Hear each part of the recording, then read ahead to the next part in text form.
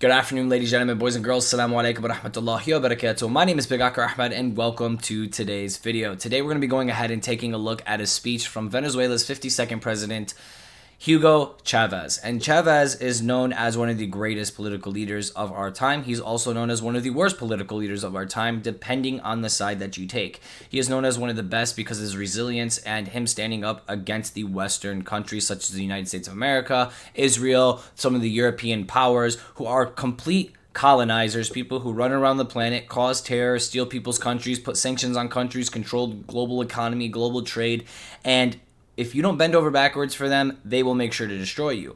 He was one of those leaders who stood against them at no matter what cost, and he is known and respected for this resilience against them. So this is why we're going to be going ahead and taking a look at one of his speeches from 2011, way before October 7th of 2023, where Israel and the Jewish population of Israel like to claim that this is where it all started. This is where the conflict started, is on October the 7th. Look what the Hamas did on October the 7th. We have to protect ourselves. We have to retaliate. This is a genocide. It's not a genocide. It's self-defense. Before October the 7th of 2023, in 2011, a dead guy who died in 2013 named Hugo Chavez was calling Israel a genocidal state. And I want to go ahead and listen to this speech very closely because we can see the parallels of 2011 to 2024, and what he's saying about Israel in 2011 is spot on about what Israel is here in 2024. There is no difference. And in 2011, there was no October the 7th attack. This wasn't happening. So I understand that a lot of people on the internet, a lot of people who take Israel's side, they enjoy starting history at October the 7th, and they enjoy the excuse of Israel has the right to defend themselves. Israel's not creating a genocide. They're killing terrorists. I would like to go ahead and show you this speech from Chavez here in 2011, the 52nd Venezuelan president. If you decide to like him, if you don't decide not to like him, I can care less.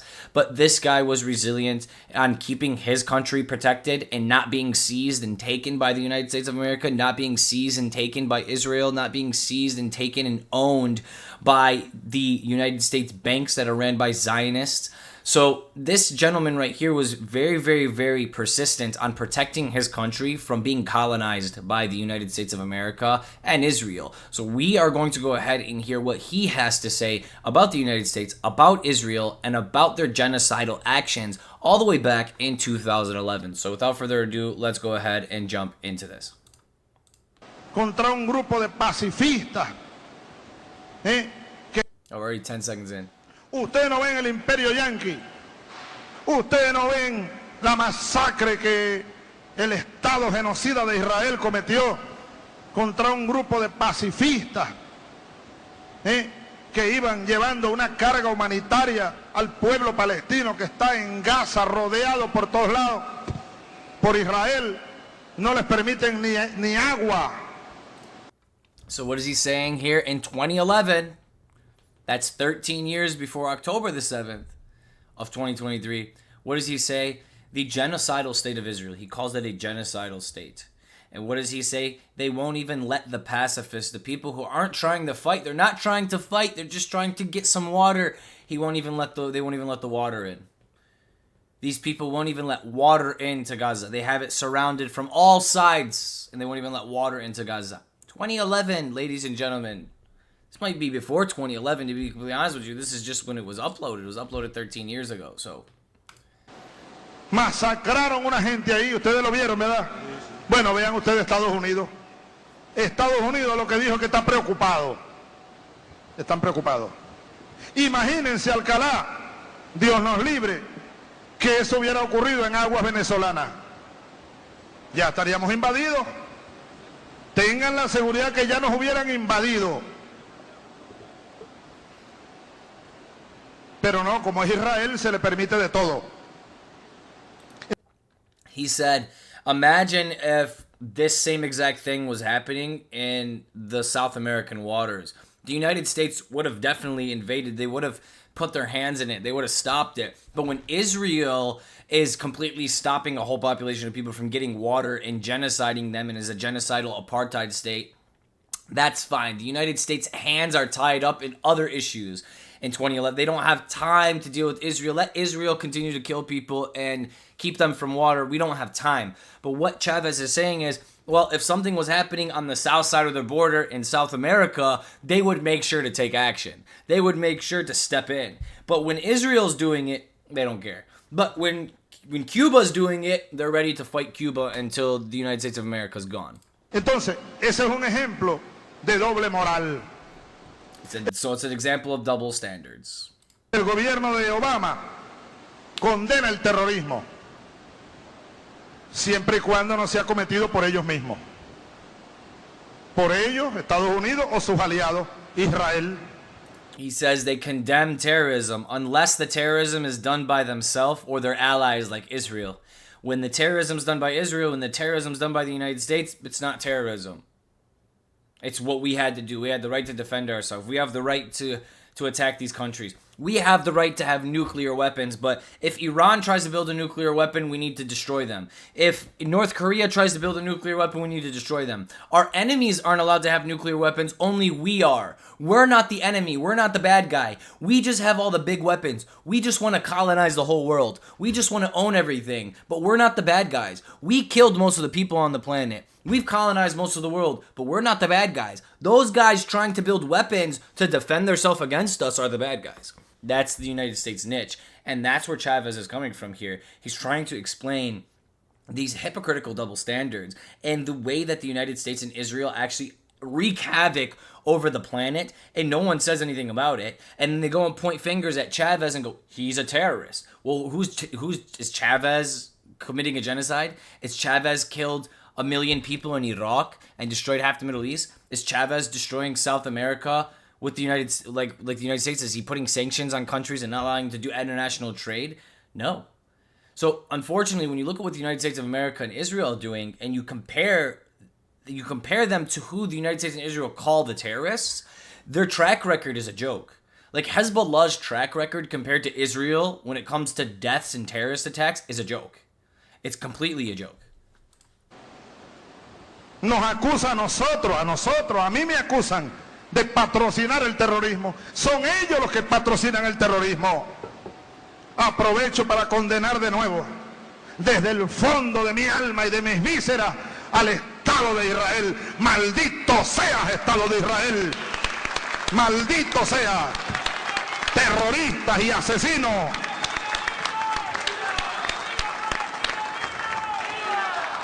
Y viva el pueblo palestino. Pueblo heroico.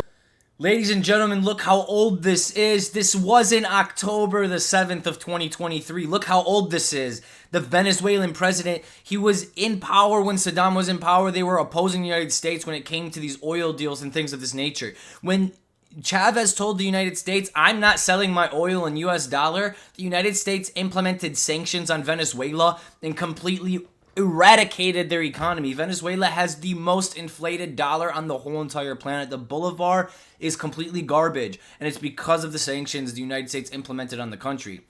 Now, a lot of people in Venezuela say, oh, the government stole money, they stole money from the industries, they sell drugs, they do this, they do this. That is a completely other story. We're talking about what the United States has the option to do or not to do. And these people are very, very big hypocrites. And what he's saying right here is, free the Palestinian people. These people like to fight the oppressed. These people like to go ahead and genocide people and keep them from water. But then when you oppose them, when you talk against them, you're the terrorist. And he's making a fantastic point. And this is way before the current conflict that we have today, because it didn't start on October the 7th. October the 7th was not just the start of a conflict, or Hamas needs to go, or Israel needs to defend themselves. These people have been living in a genocidal occupation their whole entire life, their whole entire history. This has nothing to do with October the 7th. It's not like they're living in occupation now. They've been living in occupation. They've been slaves to the Israeli regime. They've been second-class citizens. They've been genocided. This is not new. Pueblo bueno. Ahora, fíjense ustedes, la oposición venezolana no ha dicho ni nada contra Israel. No, que Israel financia a la oposición venezolana. Financia la contrarrevolución. Incluso hay grupos de terroristas israelíes del Mossad que andan detrás de mí tratando de matarme. He made a very, very, very, very great point here. He Incluso said venezolana He said que andan that the counter-revolution, the opposite party, so like the United States is Democrat, Republican, okay? So in Venezuela, basically the last election too, this is exactly what I said in the last election. So Maduro, who is the current president, he's known to rig elections. So the last election, they claimed he rigged it. But the party that was fighting against him, like, you know, in the United States, how we are either voting for Donald Trump or Biden? Well, in Venezuela, they either vote for Maduro or the opposition. So they don't even care like what the opposition president's name is or what they stand for or what they do. They just want to vote for the opposite of who's in power. So kind of like the United States now, it's like people would just vote Donald Trump to vote against Joe Biden, or vote, you know, Joe Biden to vote against Donald Trump, even though Joe Biden's a potato head and he's not a good option at all. But just because Donald Trump, they don't want Donald Trump to win, they'll vote Joe Biden. This is how it is in Venezuela. So the people who oppose Chavez will just vote for the opposition blindly without even knowing who they are. So the United States is funding this opposition to go against the current leader. So if the opposition wins, the United States controls that president. The United States controls the country because the United States is funding them and controlling them from the beginning of the election. So as soon as I heard the word opposition, if you guys go ahead and check my Maduro video from the previous Venezuelan elections that happened a few months ago, I literally said the same exact thing. When I heard the opposition lost to Maduro, I said, who calls a political party the opposition? It sounds like America's funding this opposition to take Maduro out to control Venezuela.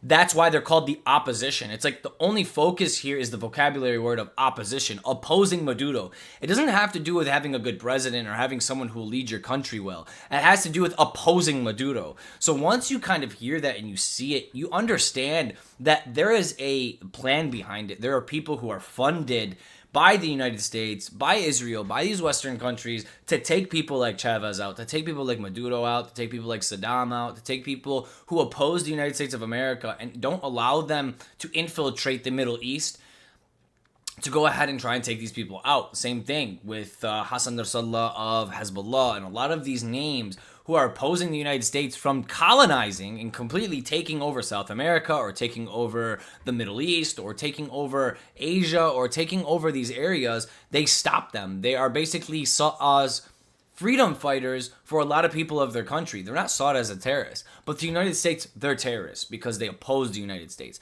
And I find this very interesting that the United States will spend billions of dollars trying to create political parties to oppose them and implement these like in-country spies to try to get them out of power and then run the country from the inside out, like an inside job, right? Just puppets.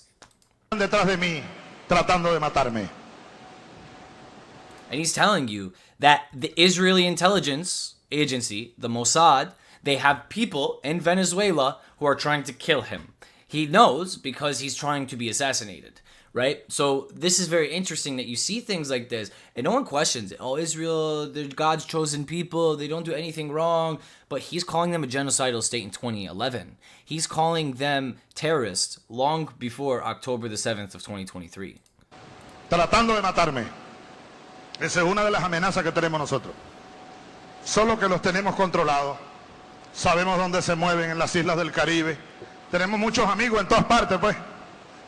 Y ellos no son invisibles. No son el hombre invisible. Y son torpes también, la mayor parte de las veces. Están acostumbrados a pelear contra indefensos. You see what he just said? They're not invisible. They do it right in front of your face. You're not invisible. We see you. And we have friends too. Don't just think you have friends. We have friends too. And these people are used to battling against defenseless people. They don't attack or want to fight the people who are strong, who have strong countries, who have strong infrastructure. No. They don't want to fight the people who have this. They want to fight people who are living in poverty, who don't have food, who don't have water, who are oppressed people. They want to hurt and destroy the people who are already down. And that's what they're used to fighting. The down people. Wait until they come up and they meet their match. Wait until they meet a worthy enemy that isn't down, that isn't poor, that doesn't need water or need food. Wait until they reach a worthy opponent, is what he's trying to say here.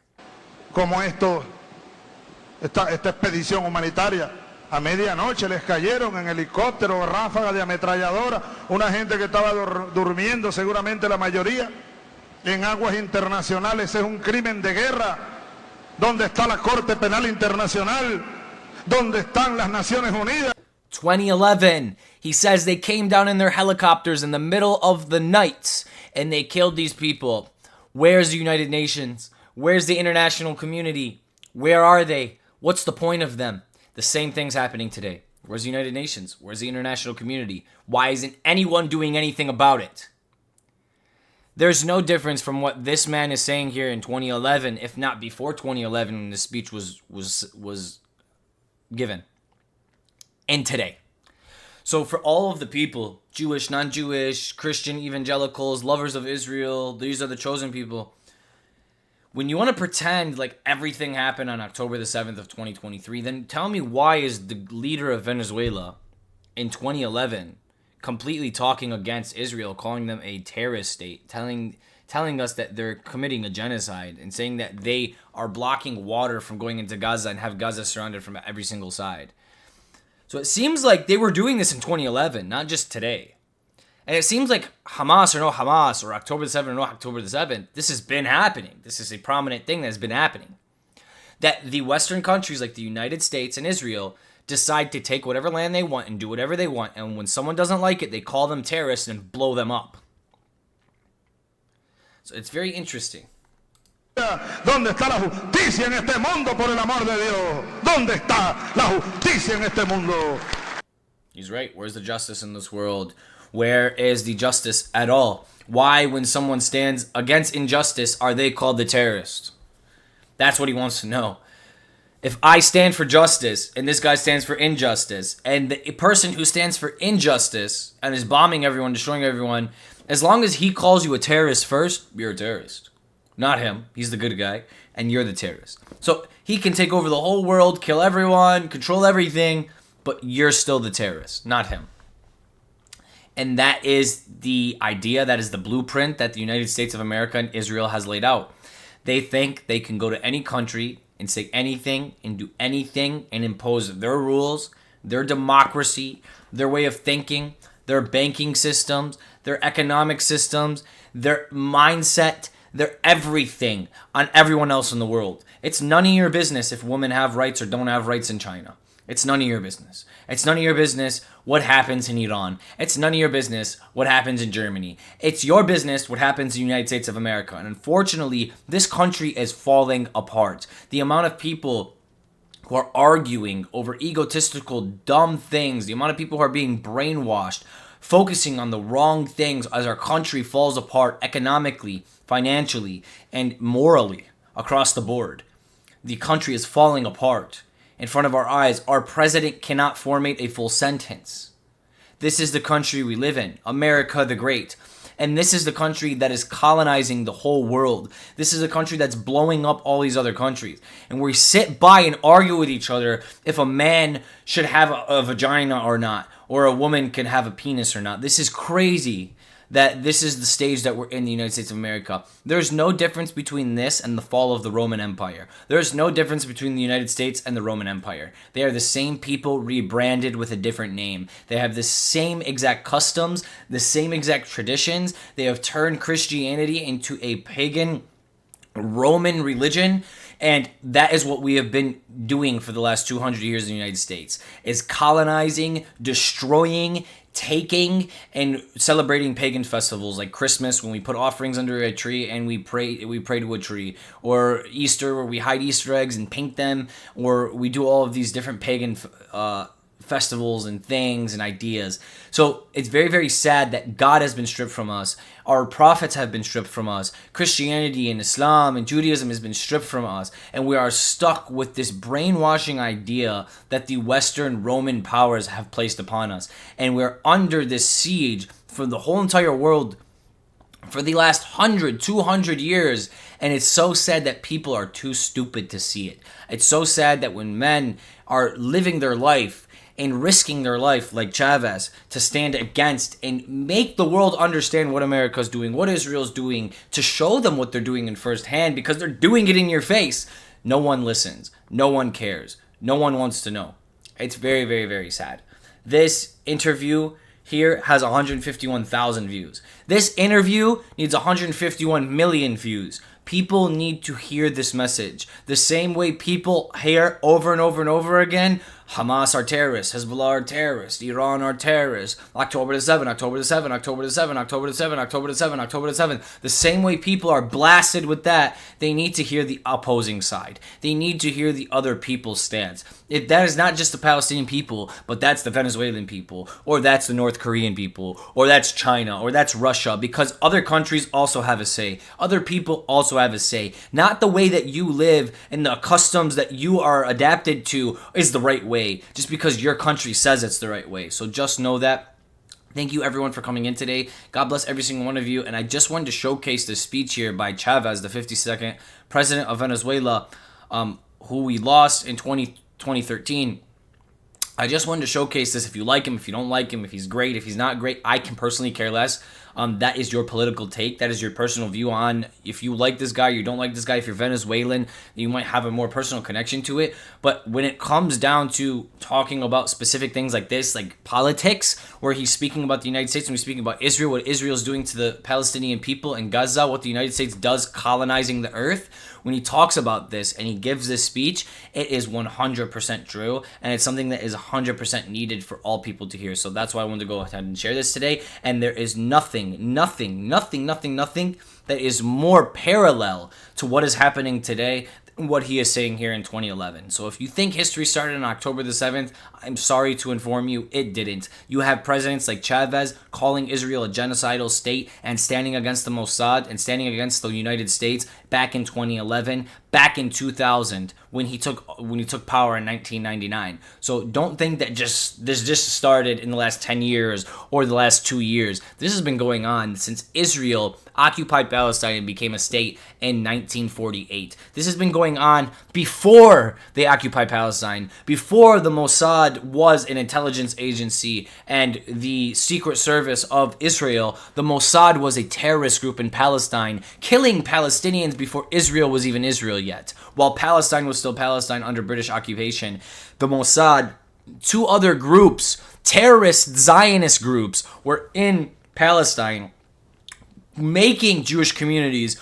starting to create the state of Israel before the state of Israel was established. So just to let you know, these groups were colonizing and trying to take over and trying to push the Palestinian people out way before Israel was even established. There's the Balfour Declaration that was written in 1912. 1912, before World War I, Rothschild, the owner of the World Banks, is asking the British Parliament, can we please establish a Jewish state, a Zionist state in modern-day Palestine? Why? In 1912. So this did not start in 1948. This did not start in 2023 on October the 7th. This started long ago. And if you can't comprehend that, if you can't understand that, and you don't want to do the work to go back through the history, if you don't want to hear everyone's side, the left, the right, the up, the down side, and you don't want to play this at a non-biased way, and you just want to praise Jews and they're the chosen people and Israel's the chosen place and praise God,